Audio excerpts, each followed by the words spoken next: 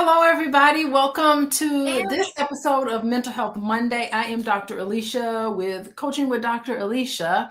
And today we're going to dive right into, we're talking about men and mental health. We're talking about the pressure to provide for men. And I got two men here to help me talk about this topic. So I'm very delighted to introduce you our remarkable guest. My husband, Dr. Boyce Watkins, he's a renowned authority in finance. So, of course, he's going to talk about the pressure to provide. And then I have another therapist, fellow therapist, Shaun Marshall, who is also a pastor. So I think together we can really tackle this issue. And I don't think we talk about it enough. Although this is my fourth video on Black men and mental health. The first video I talked about with another fellow therapist, female therapist, and we talked about as women, how can we support our men in their mental health? How can we give them a nice, beautiful, safe space? And then the other video was about trauma, how men deal with trauma and how that has an effect on relationships. But and then another video was you, Pastor Shaun. We all talked about men and mental health and depression. But today we're going to talk about the pressure to provide. But if you want to look at any of those videos, go to the show notes on YouTube and you'll be able to find the videos. And also, just so that you know, when I'm on Mental Health Monday and I do a whole lot of other videos as well, I'd like for you guys to text the word love. Y'all see that there, LOVE to 87948. Text the word love and then you'll get email. You'll get a text message, not an email, but you get a text message that lets you know when we go live and talk about these very important topics. So let's dive right into it. The topic is the pressure to provide and how it affects mental health for men. And I would like to I'll start with you, Pastor Shaun. What comes to your mind when you think about this topic, considering this is our second time talking about this? What comes to mind when you think about the pressure to provide that men encounter? Yeah, well, first of all, thank you for having me back on your platform. It's great to be back with you to dive into this conversation. One of the things I think about is how for a lot of men, a lot of brothers, and I'll start by speaking for myself. I think that as men, when our provision is not effective, then sometimes our presence can feel inadequate. And so there's this pressure to bring in enough to where we can feel good about our presence in the home. We can feel good about our presence in the relationship, right? We live in this performance-oriented, production-oriented society where you're expected to provide. You're expected to earn a certain level. You're expected to produce. And there's a scripture that says if a man doesn't work, he doesn't eat. And there's a lot of people who live by that. And so there's mental pressure that comes along with that. And when we're struggling to make those things happen, we're struggling to bring in enough income to make the bills do what they need to do, bring in enough income to be able to create peace and order in the home. It puts a brother in a bad headspace, makes a brother feel like, am I worthy? Am I enough? Am I showing up enough? And so this is a constant stressor. It's a constant thing that's going on in a lot of brothers' minds. Oh my goodness, feeling like you're not worthy, tying your worth to your means to provide. And if you think you fall short, then you feel like there's something wrong with me. I need to perform better. Oh my goodness, who's putting this pressure on men? Where is this pressure coming from? Is it external? Is it internal? Where are they feeling that they're not good enough? Can you address that before I move on to Dr. Boyce? Yeah, I think it's both. I think it's a little bit of both. I think that society, again, reinforces this idea that we're all less valuable if we're not producing something of value, right? We're most of us are operating from a place where we're not working from our value, we're working for it. And so if we're not performing or achieving or balling at a certain level, then that's a reflection on our identity. That's a reflection for a brother. It's a reflection on your masculinity. You know, I'm in my mid 40s, and I remember TLC had a song, "I Don't Want No Scrub." Scrub is the guy who can't get no love from me, hanging on the passenger side of his best friend's ride, right? Trying to holler at me. That's right. That's right. And, you know, so I'm listening to the song and I'm like, if you live at home with your mama, oh, yes, sir, I'm talking to you. Well, there's a brother somewhere who doesn't have his own place yet. And he's trying to get his money together. And financially, it just made sense maybe for him to do that. But, you know, that whole thing puts this pressure on him where he feels like, oh, dag, I don't have my own place. Dag, I don't. I am getting a ride from my best friend. Dag. And so I'm not as much of a brother. I'm not as worthy as the brother who has all this stuff, right? So that we internalize that, and that becomes the message by which we judge ourselves. Oh my gosh, we internalize these messages from society, from the music, from the culture, that a man, and women internalize that too, to think that you're not even worthy of a relationship unless you have certain things in place. Oh my goodness. Dr. Boyce, please weigh in on this pressure to provide, since you are a provider. What kind of pressure do you go through? Like, I'm sorry if I put some pressure on you. No, it's okay. I don't mind it. I think that there's pressure for everybody, right? I think women have pressure, you know, to look a certain way and stuff like that. And we know that a woman can be beautiful of any size, any shape, anything like that. But we also know that in my view, there tends to be a penalty in the dating market for not at least showing up as your best, right? You know, so for example, you know, if a woman decides that she wants to eat Cheetos all day and, you know, blow up to 450 pounds, somebody will love her. She'll find a man somewhere, but there are going to be some men who say, no, actually, I would prefer a woman who puts the energy into taking care of herself, right? And what I find with men, and I agree with you, society pressure is unfair. It's a white man's world. He got all the money, and we're being measured by how much money we have, which sometimes can reward black men, not for necessarily being more successful, but for kissing a white man's butt, right? You kiss enough white men's booties, or you out here cooning and clowning or doing something illegal or something terrible to make money, then suddenly you get celebrated as a hero, when really you're not a hero. You might be a liability to the community. So I think that what has to occur is we got to really understand the nuances of what type of pressure is appropriate and what type of pressure is not. So what is not appropriate, in my opinion, is to simply judge a man by how much money he's bringing to the table. I think that's going to lead to a lot of bad decisions, because money is not, in many cases, a measure of quality of what you can bring to a relationship. However, what we cannot do is say that the brother who is doing his best is the same as a brother who's not trying at all. Right. And what I find from a lot of women when I talk to them, it's not so much that you broke. Being broke is not really so much the problem. It can be a symptom of the problem. It's that you're broke in and you're not getting up you're not getting out of bed and trying. You know, I remember my father being 24 years old. I remember my parents when they were in their early 20s. And I remember my mother respecting my father because he was a fighter. You know, so as a soldier, as a man, he just said, I'm gonna get out here and I'm gonna do what I can to make it happen. And I think that's what drove my mother's admiration for him.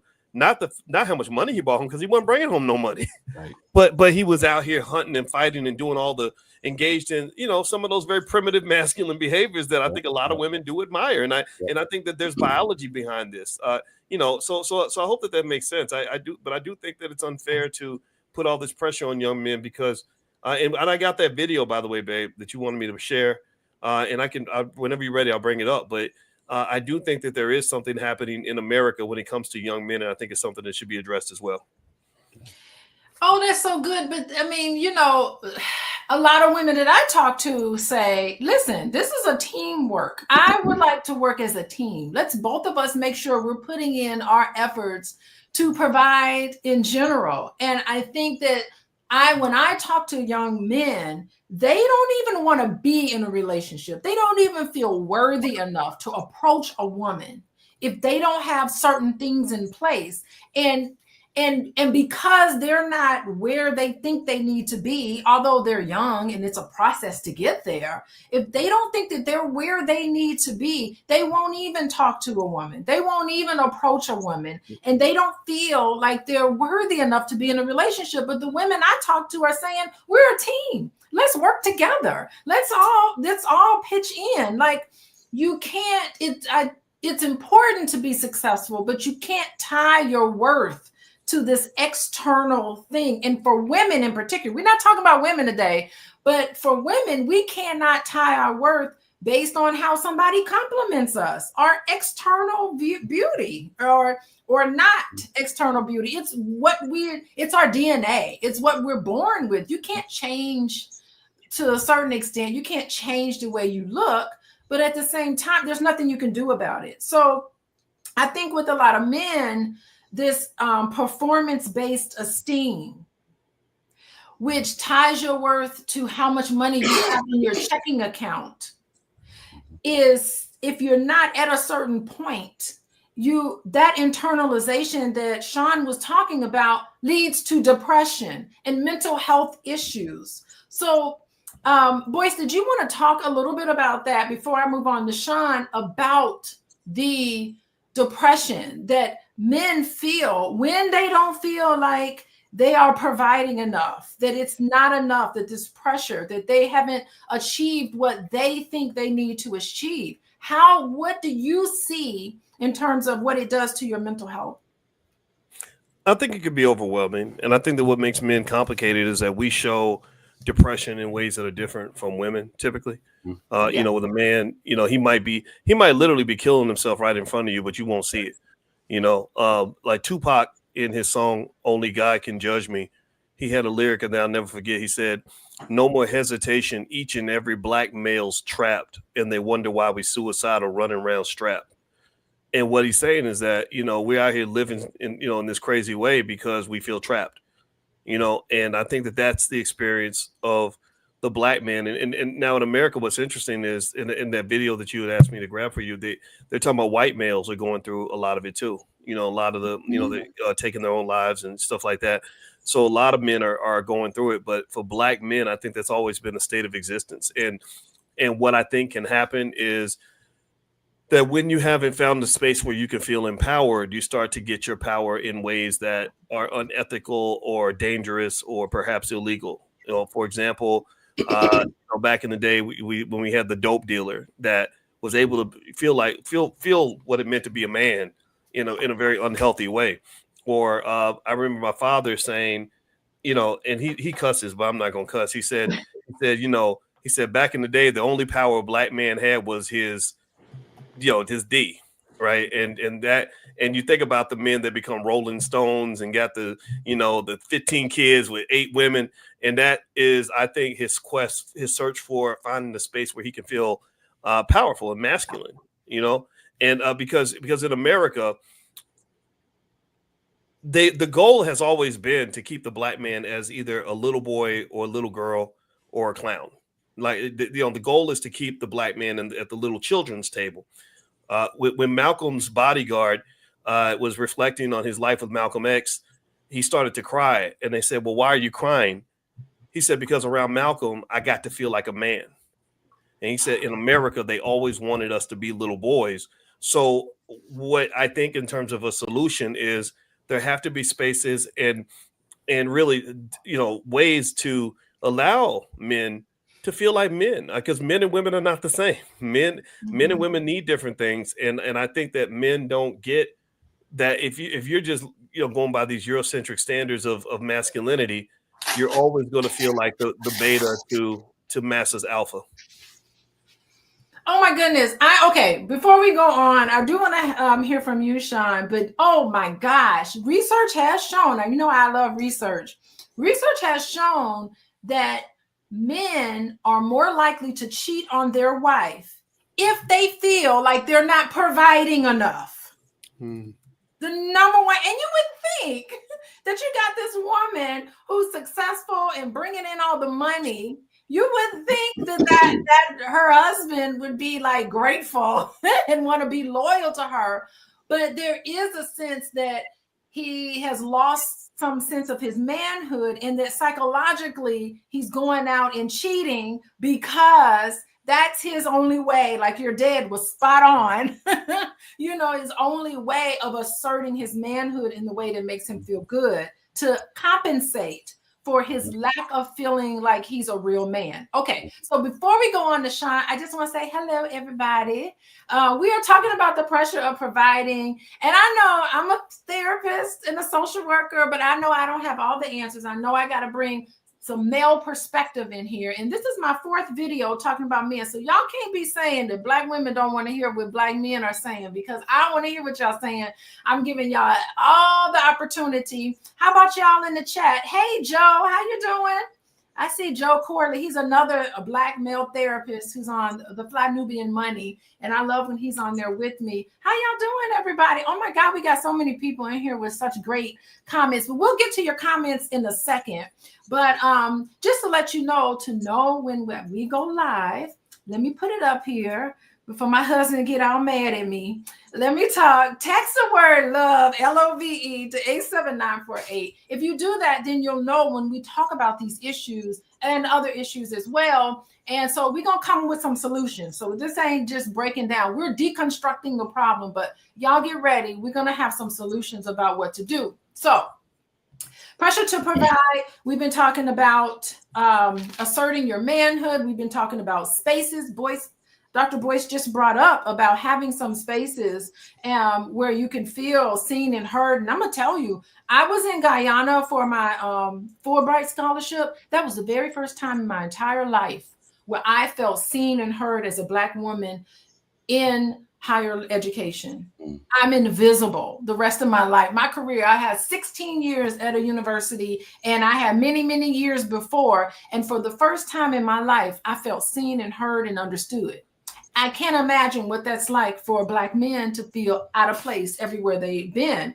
I'm experiencing it, but it's got to be unique to Black men. So could you talk a little bit about this feeling of empowerment and feeling disempowered because you're not necessarily doing some of the things that we want to do?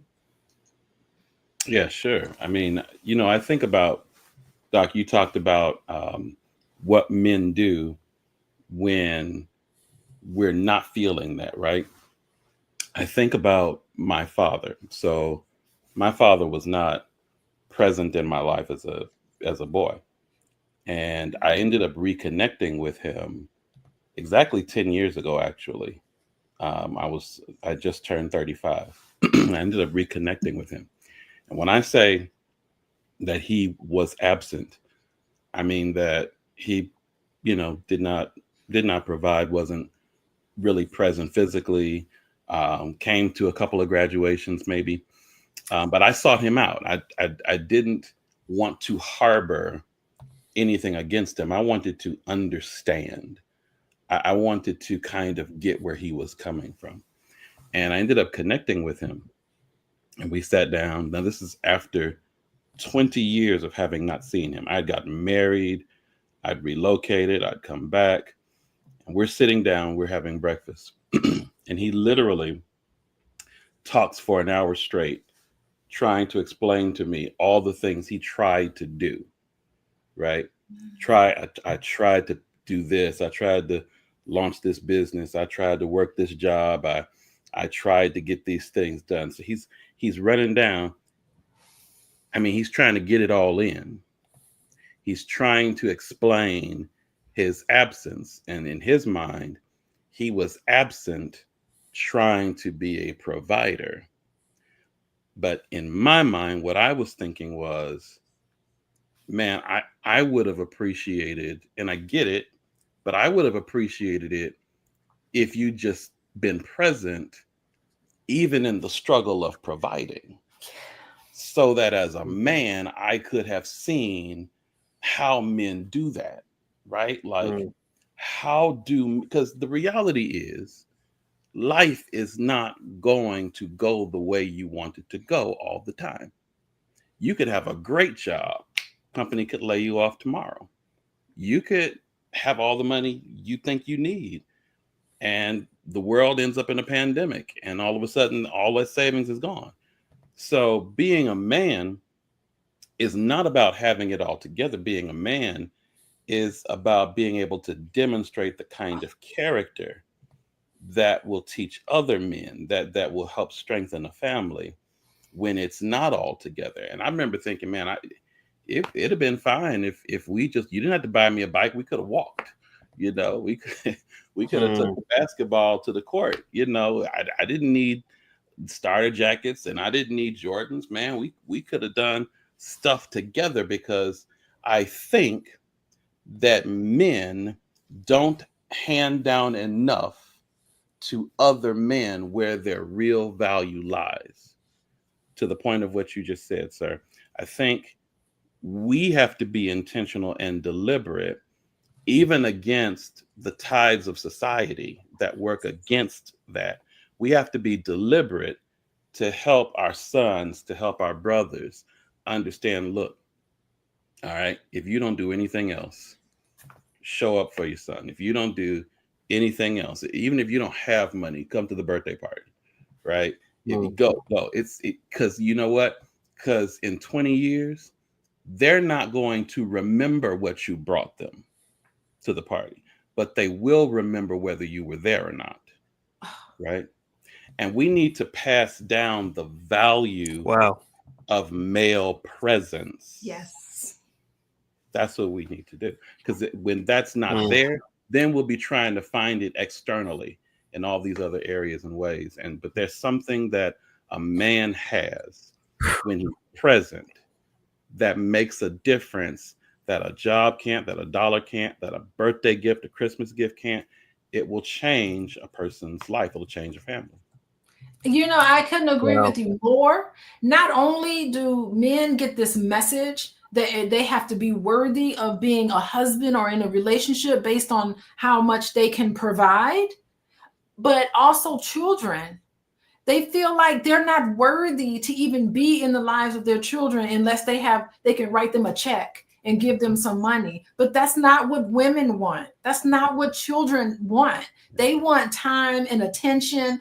I do this book club every Sunday, and we talk about the 5 keys to mindful living. And how much money is in your checking account is not even on that list. It's giving attention. It's showing appreciation, affection. It's love. These are the things that makes you whole as a person. And so there's this disconnect there between what most men perceive that people want, their family wants, but really we just love you all, Black men. We just want your presence there. And I think that is really something. Boyce, I would really love for you, I think this would be a great segue, to pull up that video. Do you have it up? Can you show it? I can show it if you can. Yes, I do. Yeah. And, I'd be curious to ask anybody in here. Actually, when I play the video, give me a yes if you can hear and see the video, okay? But yeah, also I just, y'all are making me really process things in terms of that comment about, okay, we don't really want, you don't have to be here with money, just be here. Yes. And I completely get that. I think about that movie with James Earl Jones in it. Remember where the lady had she had welfare? Claudine, yeah. Yes. They told her you can't have a man in the house with welfare, and he felt because he couldn't provide, he didn't want to be in the house, and they went and let him know they loved him and they wanted him in the house, and that just, I don't disagree with that, and that all sounds great. But what's interesting to me is that when you think about like a lot of the work that you've done on financial anxiety and how that feels when the household is under financial pressure, and so you're sitting there, you're a man. The baby needs new pair of shoes. Kids are hungry. Family's about to be evicted. The wife is stressed out. Sometimes that can make her become very disrespectful to you. Sure. Like, what are you doing? What why ain't you fixing this, right? And then you're getting disrespect from people outside of the house her parents, your friends, like looking at you, you know, like I remember when Chris Rock made that joke where I know you don't like Chris Rock that much, babe, but I thought it was a funny joke. Where he said something like, if the kids ain't clean, that's the mama's fault. He said, but if the lights are out, that's the daddy's fault. You know, and so again, that may not be true, right? Maybe we live in a world where we have to spread the responsibility, but let's just keep it 100. A man who has a family that's struggling financially is gonna get a certain amount of disrespect. You know, which I think is a different situation from a man who can possibly, let's say, tolerate a relationship where his wife makes 10 times more money than him. You know, I could probably handle that. You know, if you were world famous like a Janet Jackson or something, I wouldn't have no problem sitting in the background, letting my wife get the spotlight. I could do that. But if there was financial stress in the house and everybody's hungry, I would look at myself in the mirror and say, man, I don't like what I see right now. You know, so I think but just like with your parents, remember, just like with your parents, you just shared the story. And I think that's pretty typical with a lot of relationships. The teamwork part is what's so important. Like your mom appreciated the fact that he was working hard. Now, let me tell you something. If the man is sitting on the couch, scratching his balls, playing video games all day, and he ain't up hustling, I'm sorry. It like, then I start with like, no romance until you try to get some finance. We love the struggle, the work. Just trying. You don't have to always do it. And I know some men who don't even make the attempt to do anything. It is the intention behind it. Where women are just like, I'm working, taking care of the kids, cooking dinner. Like, we have to share. And what the beauty of Black families is that you will see egalitarian relationships in Black families that you don't see in other groups, right? So I think we are more progressive and ahead of it because you do see a lot of Black men in getting involved in their children's education, getting involved, cooking dinner, taking care of the kids. You'll see them share more responsibilities in Black households than you see in other Black households. And those are facts, right? That's data. But Boyce, and Shaun, you can respond to some of that while Boyce brings up the video. Yeah, no, I 1000%. So I think there's nuance to that. I think there are two types of escape, right? There's the escape where the brother leaves the house and he's in the affair and, you know, he's gone because he can't deal with the whatever. And he's trying to get, you know, that affirmation from another source. And then there's the other kind of escape where you're just in there and you're clueless and you're not really present, but, you know, you're escaping all day on video games and you're escaping all the, like there isn't something going on. I think that the type of presence that I'm thinking is so valuable, again, is that type of presence that says, I'm not running from this. And that we give value to brothers who say, all right, yes, because I've been there where, you know, things weren't the way I wanted them to look.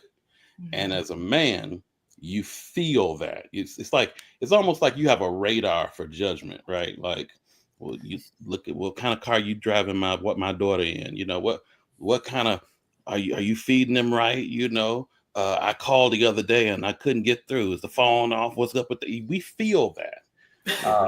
But the reality is that as men, we need more models to be able to look at to say, yeah, this is reality, but I'm not going to let reality tell me that I'm not valuable, that this is not going to eradicate or erode my core value as a man. And if you have a solid, strong relationship, right, where you are tight and strong with your spouse, then that validation, that affirmation can be present in the relationship. And then you can model that to the children. You can model that, right? So no matter what's going on, there's a core that's solid and strong, that allows us to continue to be able to show up even when it's not perfect. Man, that I think that's a powerful statement. I'm going to share this video because what this brother said is in complete alignment with the topic of this video. So let me pull this up. This is a magical white man. I don't know what his name is. Scott Galloway, is that his name, babe? His name is Michael Schmermish. I can't say his last name. So we're just calling him the magical white guy. So here we go. All right, I'm gonna play it now. Y'all give me a yes in the chat if you can hear this audio. Here we go. United States, there is no cohort that has fallen further faster than young men. 4 times more likely to kill themselves, 3 times more likely to be addicted, 12 times more likely to be incarcerated. And because of the advantage that I received as a white heterosexual male and my father received, we have a lack of empathy for them. 1 out of 3 men under the age of 30 hasn't had sex in the last year. And we have the deepest resourced, most talented people in the world trying to give young men a false impression that they can have a reasonable facsimile of life on a screen and with an algorithm. They're not going out. They're not getting a plan. They don't have the confidence to approach strangers for mentorship, for friendship. They're not getting jobs. And I hear from mothers and I hear from women. You know who wants more economically and emotionally viable men? Women. Yeah. Women. Yeah. And unless we have more empathy, empathy is not a zero-sum game. Civil rights did not hurt white people. Gay marriage did not hurt heteronormative marriage. We have to look at the statistics and understand that our young men are failing. They are struggling. 4 times the suicide rate. 4 times. There are things we can do.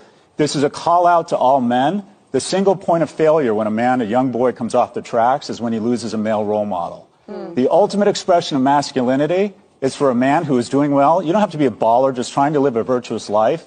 Is to reach out and get involved in the life of a boy. If we want better men, we need to be better men. Keep that up because I want to play that again. Reactions to what Michael Schmernish said. I'll let our guest address it first.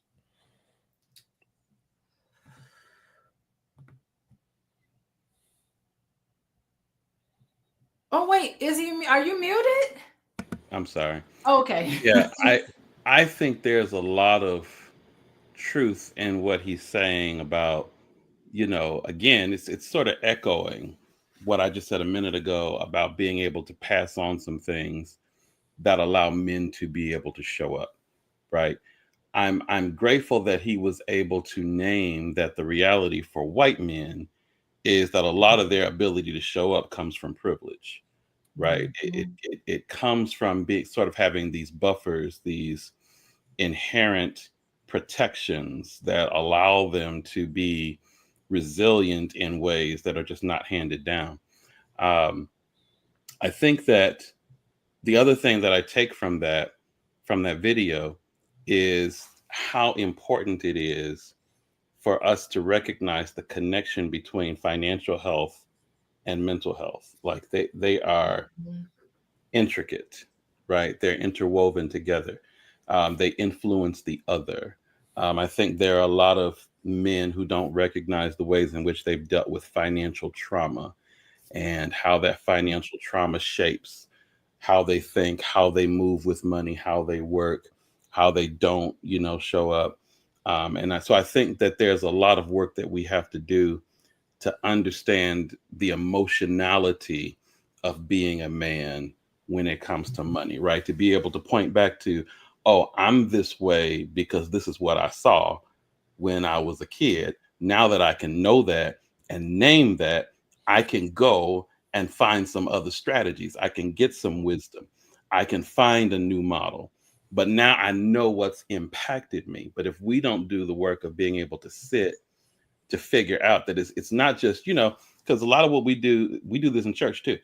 Go watch a Dave Ramsey video, do Financial Peace University. But there's stuff that's working in our background that Dave Ramsey don't have a clue about. And so being able to unpack all that, name that is crucial. Very, very crucial. The financial health and the mental health, how closely tied that is. Dr. Boyce, do you want to respond to that? Yeah, I think that what was interesting about that video is he wasn't even talking about black men.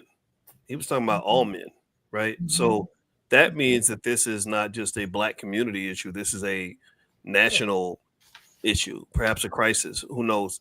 And I think that what I really am going to have to say is I think part of it is confusion. I think that feminism confuses a lot of men. I think that they don't know what their role is exactly, and what some people feel is that the rise of the woman could be seen as being done at the expense of the man, even though I don't think that that's the case. I think women deserve all the opportunities they get and everything else. But one of the things I heard someone say is that we've been working so hard to cheer on the women, go woman, go, that you're kind of forgetting about the man. And you got the women here and the men are here because society isn't really doing much to support the progress and prosperity of the man.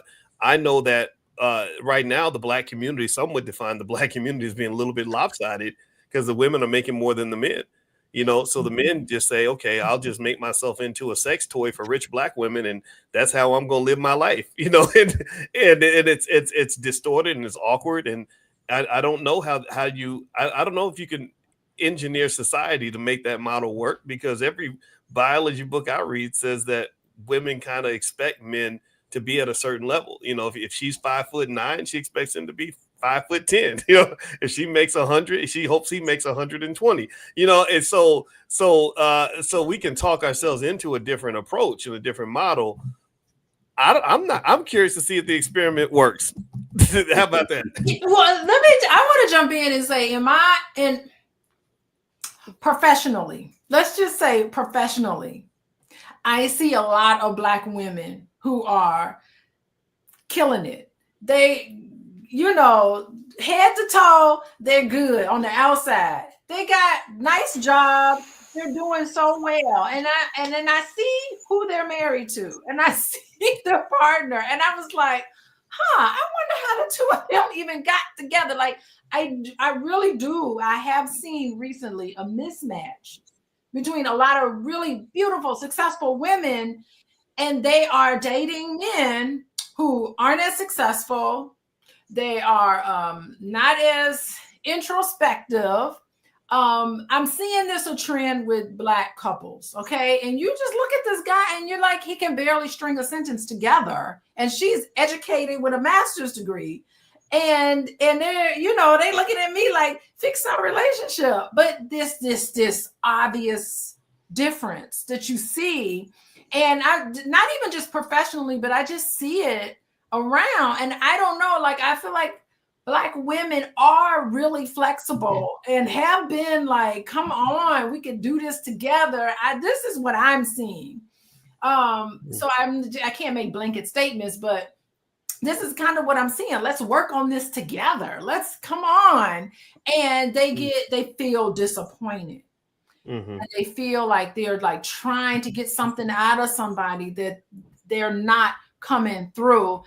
I'm real interested to hear if other Black women are seeing this, or even you, Boyce. We've noticed it. We've noticed this. Yeah. Leveling up. Yeah, I want the pastor to speak, but yeah, I'm gonna tell you, I don't think this conversation can be had under the umbrella of political correctness. I spent a lot of years trying to fit into society by being what society told me a man was supposed to be. And I just concluded eventually that half of that was BS. There are things I should learn as a man, like, empathy, how to be a good head of a household and things like that. But some of that other stuff, I just learned the hard way that that's not how the world works. It doesn't work the way we think it should work. So my point is to say that there are hard conversations that have to happen before we really fix the issue. And I don't even know if it's going to be fixed society-wide. I think it'll be fixed individual by individual, family by family. And here's one just elephant in the room that doesn't get properly discussed, in my opinion, and that is the missing father. Oh yeah. Manhood is. I needed a freaking training manual to learn how to be a man. I had to spend thousands of hours in school, following my dad around like an intern, learning how does a man handle different situations.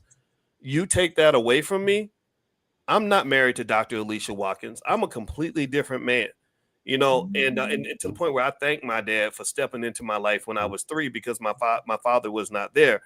And I just don't think that we understand that. I think that we just put a Band-Aid on it and we say, well, my son didn't have a father or a male role model. He turned out fine. Yeah, he's good. He's great as your son, but is he also great? Is he great as somebody's husband? Is he going to be great as the head of a household, or is he going to just look for somebody else to be his new mama? You know, I see that. I see a lot of mother-son relationships that, you know, where both people are over 40 years old. So that's I love the pastor. You're so right. Like I love to see you. I love to see you, Boyce. You just don't know. People don't know I've known Boyce for 30 years. I love to see you develop into this so great of a husband, because we were late coming on here because you're like, I gotta take the trash out, and I was like, look at my man taking the trash out. Trash can is coming. Trash man's coming tomorrow. Right, woman. Morning. I thought it was so cute. But yeah, I mean, I do see that developed in you a lot, Boyce. Like, you know, pulling all of that out is so great, and you feel important, and I'm cheering you up there. But anyway, well, let's go on. Shaun. Let the pastor respond on this. That's what I was saying. Yeah. Go ahead, Pastor Shaun. Please weigh in. We've been talking a lot.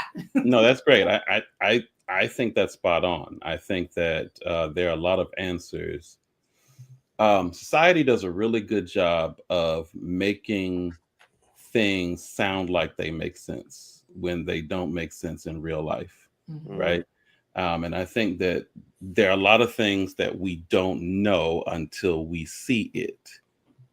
And so society cannot tell a Black man what a Black role model should be. That Black man has to see that. And there are certain things that we've tried to redefine. There are certain things that we've tried to restructure. And like you say, I want to see the experiment work. We know that the experiment is not working. There's some things in terms of how we think about the family. There's some things in terms of how we think about the role of a father or a father figure. I'm grateful for the father figures that were in my life. And if you don't have a model, then you're looking at something, and you could be looking at the wrong thing. So then you spend the rest of your life like the ugly duckling, thinking that you're off as a duck, and you ain't even a duck. You're supposed to be looking at the swans, right?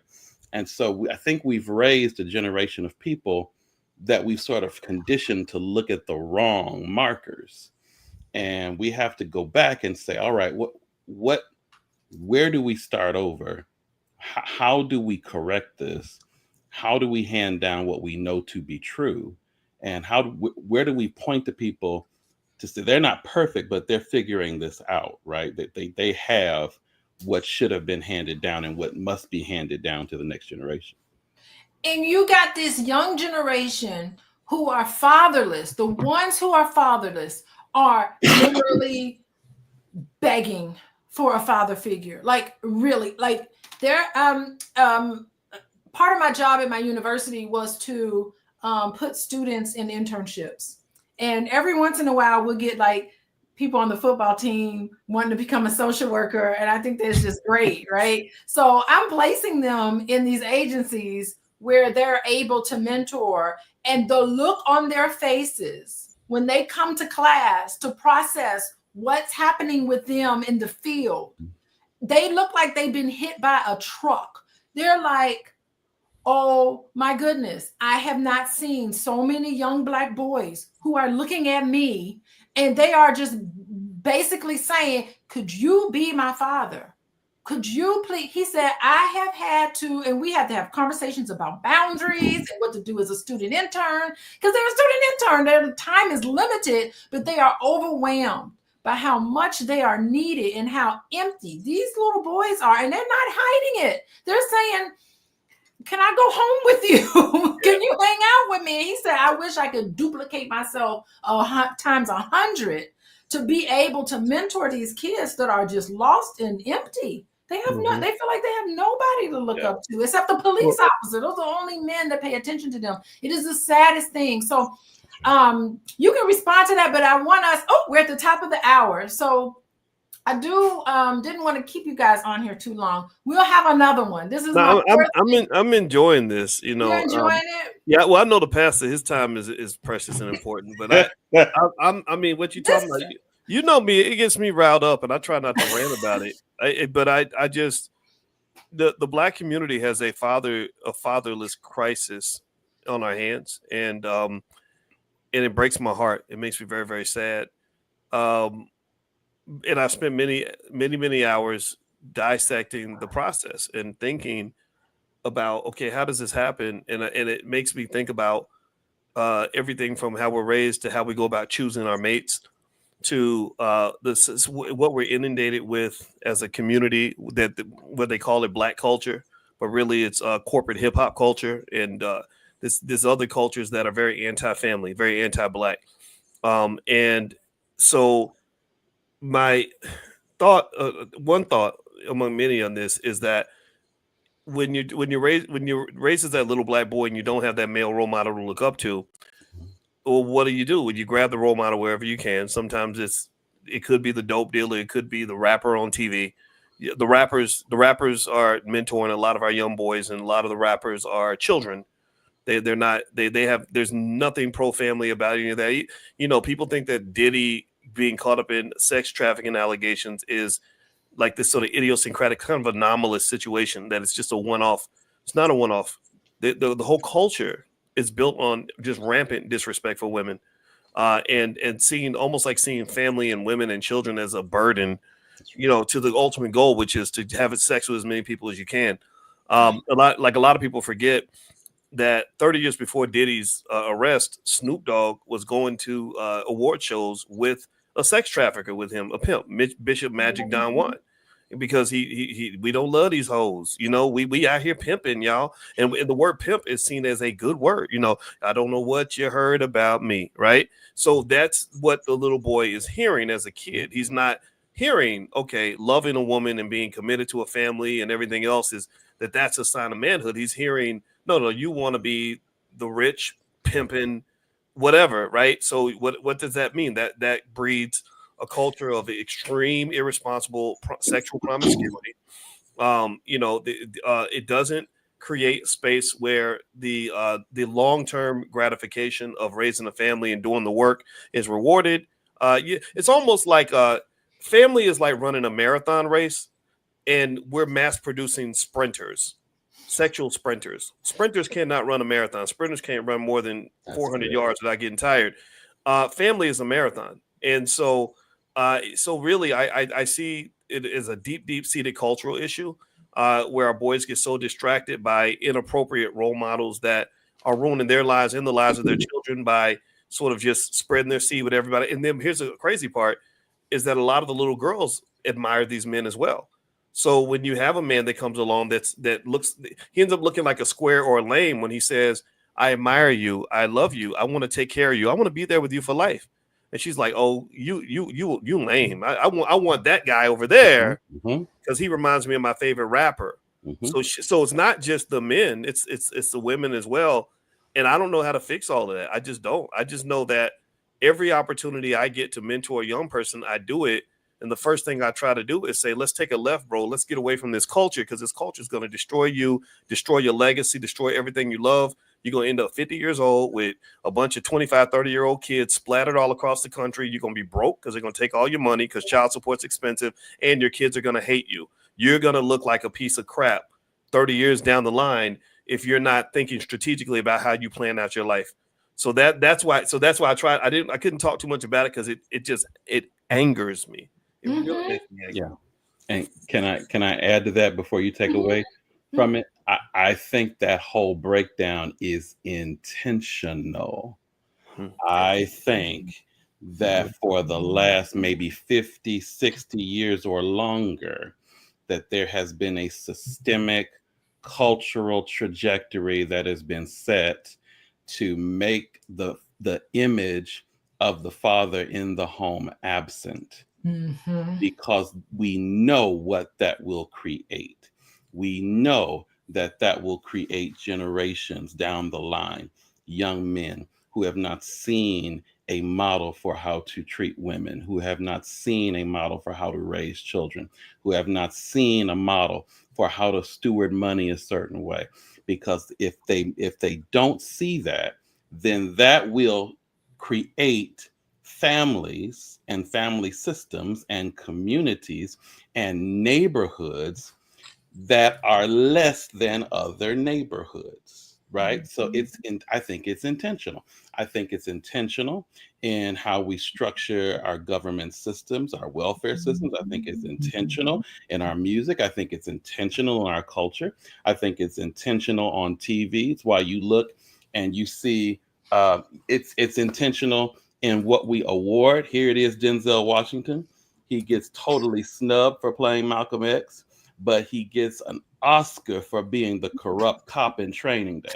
All of this is systemic. It's intentional because we want to hand down that if you are corrupt, that if you are absent, that if you are unmarried, that if you are unfaithful, that's the image you want to aspire to, because we know that that will create 30 years from now an even larger wealth gap. We know that. We know that 30 years from now, that will put this group of people in a position where they will be forced to be the working class, where they will have less choice, where they will have less option, where tax dollars will get allocated to these communities, but not these. I think it's intentional.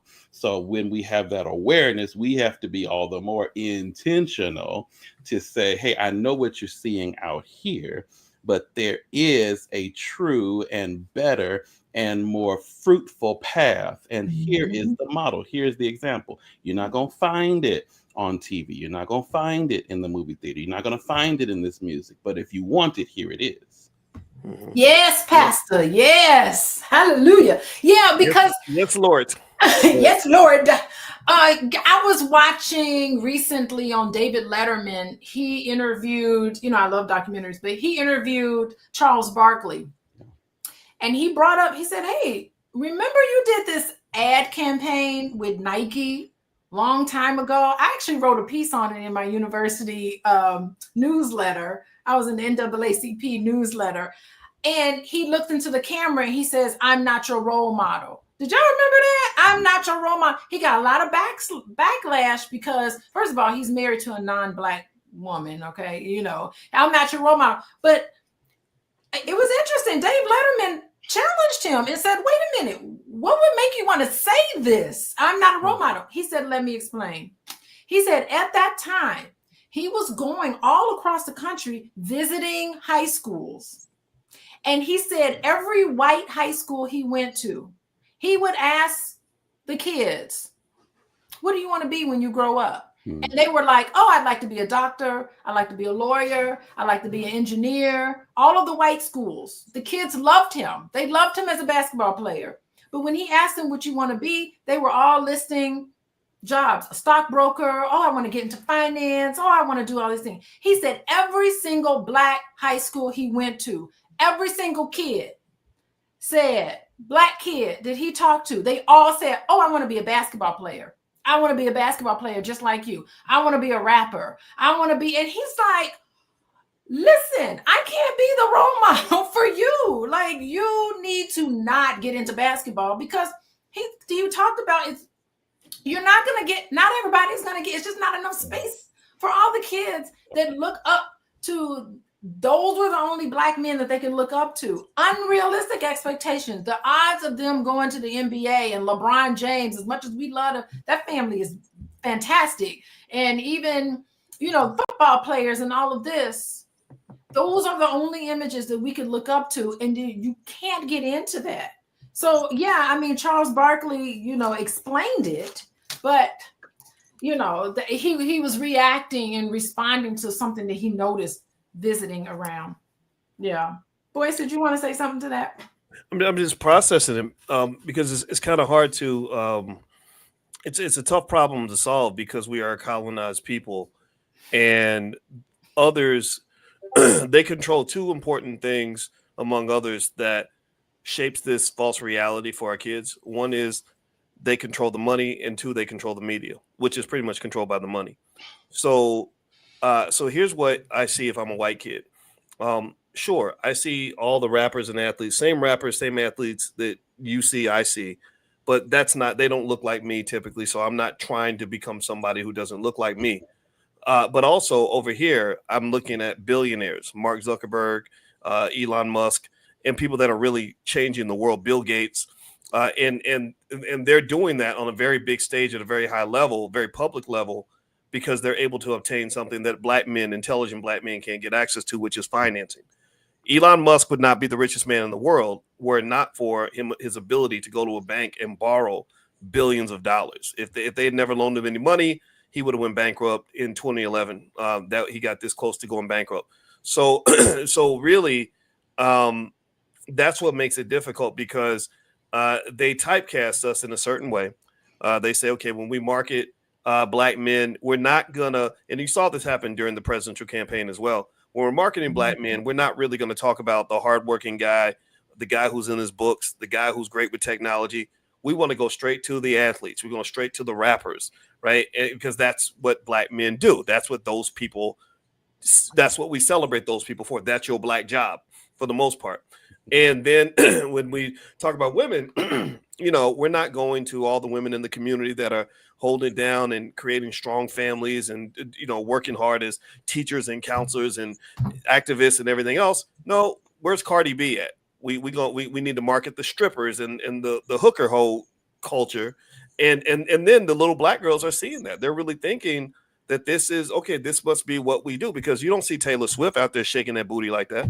I can't think of any white female that's as she famous. Won't do it. She even talked about it. She was like, "That's not my lane. I'm not going to be glamorous and beautiful. I'm going to get up there and hello flat butt." She was shaking it, moving it, doing whatever she could. She was like, "I'm not going to get a BBL. That's not my lane. I'll let Beyonce take it." But think about that. I mean, imagine if Taylor Swift. Think about this. Imagine if Taylor Swift got a BBL and started rapping about WAP and was engaged in the same type of on-stage behavior as Cardi B, Megan Thee Stallion, or some of the others, Glorilla, a lot of them.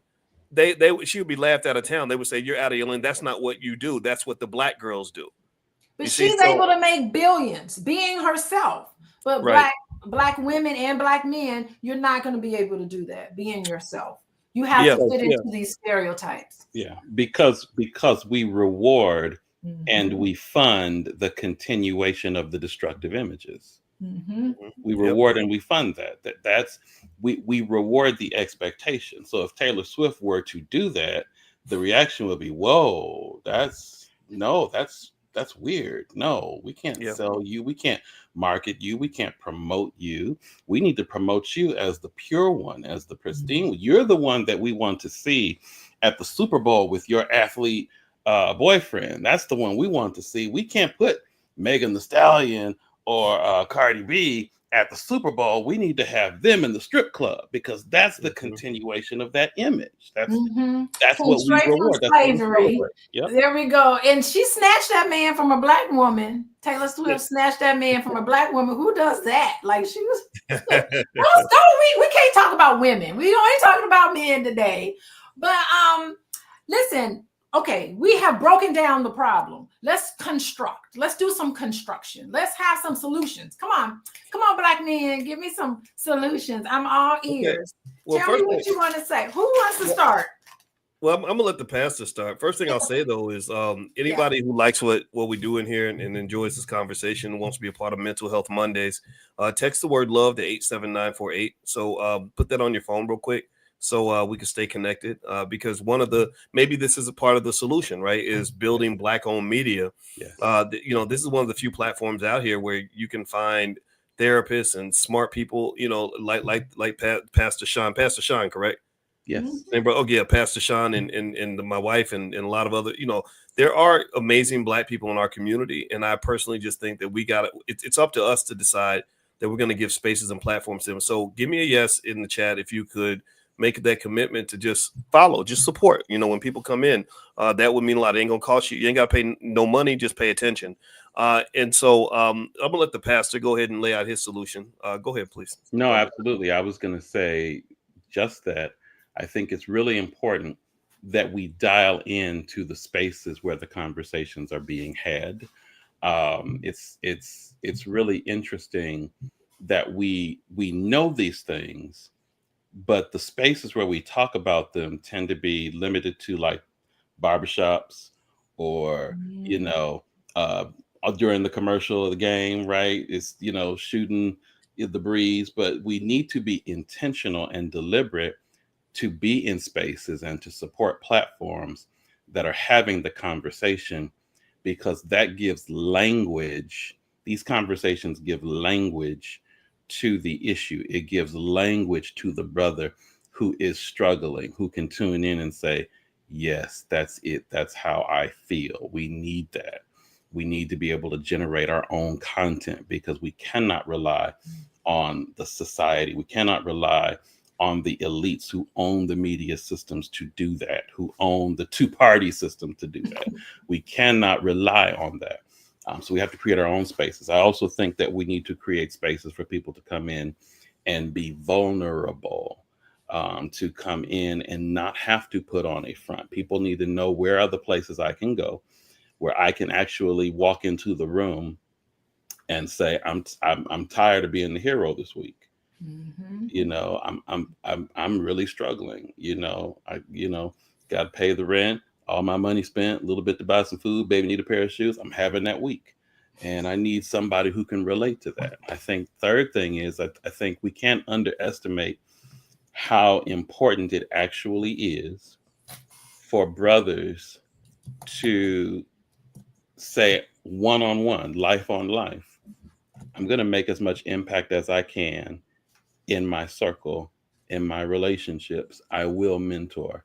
I will step in. I will speak life into another brother. I will share what I have. Dr. Alicia, you were sharing earlier about those young men being hungry. I used to be a school social worker. And when I was a school social worker, I was sitting with another school social worker. And this young Black man comes to the office. He's just sitting there. He's supposed to be in class. He'd been cutting classes all day. He's just sitting there. And then finally he said, we tell him, man, you need to go to class. And he says, man, I'm looking for a father figure. So I stood up, I put my hand on his shoulder, and I said, son, go to class. You know, that brother got up and he went to class. And I didn't know he was going to respond that way. I'm just flowing with the conversation. But that made an impact on him. And it changed. And I underestimated my own ability to practically change someone's life with just a few words. And I think we have to be intentional to encourage each other to do that as much as we can everywhere we are. Ooh, that's powerful, man. That is very powerful. Let me summarize. He gave 4 things: dialing into spaces so that we don't feel powerless, creating our own content like what we're doing today, being vulnerable. Can I say that again? Being vulnerable. Real men are vulnerable. Real men are empathetic. Hello, empathetic. Real men are vulnerable and empathetic. I want to dial into that one. And then one-on-one impact of the mentoring. I just want to summarize that, but I really want to highlight the part about vulnerability and empathy. Go ahead, Boyce. Well, first thing I'll say is that everything. I love what the pastor said, and I agree with him 100%. I think that all of us have, some sort of superpower inside us that that we can tap into, and I don't want anybody to ever think that that the amount of money in your pocket has anything to do with whether you can be a high value contributor to someone's life. And I use that term high value deliberately because it became very popular for the wrong reasons. High value ain't got nothing to do with how much damn money you got. It's what kind of man you are. Yes, but at the same time, money can matter. And I think that one thing I'm going to say that's going to add to what also to what my wife said is she gave her perception of what a real man does. And sometimes when me and my wife have, candid conversations about it, I say, well, babe, there's a point where where men don't always have to have their manhood defined by women. I think that sometimes men can get into private spaces and have conversations where we say, okay, this is what they say they want from us, but this is what's really going on. Let's just be honest with each other. And it doesn't mean that women's perspectives are not valued. They are. But one of the challenges for the Black community is that the world has lost respect for us. And I think it's partly because they see us as a purely matriarchal community that like even in I really think that the election was affected by the fact that there were people who said, oh, all we got to do is get the Black women to do it, and the men will just do what they tell them to do. And then the men are like, no, we're not. And so it became contentious. So I think that that we're gonna have to find a way to get parallel with each other. I'm a believer, again, this is my bias, I am a believer that terms like man up can have some value in certain situations, meaning that like, for example, when you were talking about me deciding to take the trash out before I came in here, there are 1,001 situations where me being a man had to just be a decision. I could have laid on the couch and went to, just chilled and kicked it, but I said, no, I'm going to man up. I'm going to get my butt up off the couch and go take this garbage out. So being the kind of man that you want to be, I think is something that is partly a decision, and I think people don't get, they think it just comes out of you. I think it comes out of you, but you got to pull it out sometimes. Right. And I think we got to teach those men how to make that decision, give them tools though, also, so that when you do make the decision to show up as a man, you're maximizing your impact. That means I want you to show up educated. That means I want you to show up financially intelligent. That means I want you to show up emotionally intelligent. I want you to show up confident. And then when you activate that switch and say, okay, the situation calls for a certain type of leadership. Oh, I got this. I'm here. I'm present. You understand? And so I really think that these conversations have to be had. I would really love it if we found some way to be conscious about a lot of things. Like the pastor was talking about being conscious just about the media and things like that we take in, all that poison, but also even being conscious about how we even build our families. When you're picking that partner, this is why things like therapy are so important, and that ability to have that introspection to know where your deficiencies lie. We all have them. That's important because I just see so many mistakes in relationships that could have been avoided if you had self-awareness, to know that this is why you're picking wrong, right? This is why you got the 3 baby daddies instead of that one man, that one solid guy, or this is why you got the 4 babies mamas, right? So ultimately, I think that we have to understand that there are lots of things that we have to learn and reteach ourselves. Proper structure of family is essential for the well-being of a community. It's essential for the protection of your children. It's essential for the accumulation of your wealth. So I think that we should study the building of a family the same way you go to college 4 years and study how to get that Black job that you got. You was up in them books, learning how to be an engineer, learning how to be a nurse. Well, I think that we should really study from each other how to be a father, how to be a mother, because some of us didn't get good examples. And I guarantee you, if you take the time to learn from the OGs in the game, like those couples that have been married 30 years and figured it out and everything else, you're going to be better at that job than somebody who's just out here winging it. So don't just be out here winging it.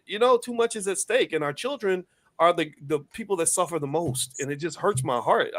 Seeing an abandoned child just makes me want to cry, and it's like when you told the story about the little boy who said, I'm just looking for a father figure. I'm like, well, wait, who didn't handle their assignment? It's like, I think about it like maybe almost like a football game where if the other team scores a touchdown, the defense is like, well, who's supposed to guard him? Who's supposed to be protecting that child? Whose job was it? And where are they? And what happened here? So that's, I think as a community, the more we have these conversations and the more we get away from the oppressor when we have these conversations, the more we'll come to the right solutions, the winning solutions, God's solutions, instead of massive solutions. Massive solution is, welfare checks and all these other social policies they push forward. I think we need to find our own Black solution, and that's where the answers are going to lie for our people. Okay, I'm going to summarize your solution. You said self-awareness. Black men need to have some self-awareness. You said you agreed with the vulnerability, but you said, you know what? You can be vulnerable, but there are some spaces where it may not be safe to be vulnerable. There's some spaces where you need to man up. But as long as you have that place where you can be vulnerable, piggybacking on what Pastor said, picking good partners, duh. I like that one. And then don't look at toxic examples. So many of us, and I'm going to just add to that, there's so many of us that were not given correct examples of male-female relationship. So structure is beautiful in making sure that those examples aren't toxic, making sure those examples are healthy examples of what should happen between men and women. And then you mentioned about mentor, because that was something that you said. So I summarized. Do y'all feel heard? Y'all want to clarify, make sure Black men got some place where they feel heard. And y'all got answers today. We got answers from Dr. Boyce, my love. And then I love you too. I love you too, Pastor Shaun, but in a Pastor Shaun kind of way. But I do want to thank you guys for coming on here. This is legendary. Video number 4 on Black men and listening to Black men and hearing y'all's voices. Y'all smart and intelligent. I really love what you guys contributed to today. I want to thank everybody. Hey, everybody in the chat. Look at all y'all coming in, tuning in every Monday. Every Monday, tune in. It's Mental Health Monday, and we're talking about all of these issues that are important to us. And if any therapists want to come on, y'all hit me up. Any therapists want to come on here and talk. You gotta give me your email address then, babe. Alicia at Coaching with Dr. Alicia. Coaching with Dr. Alicia everywhere.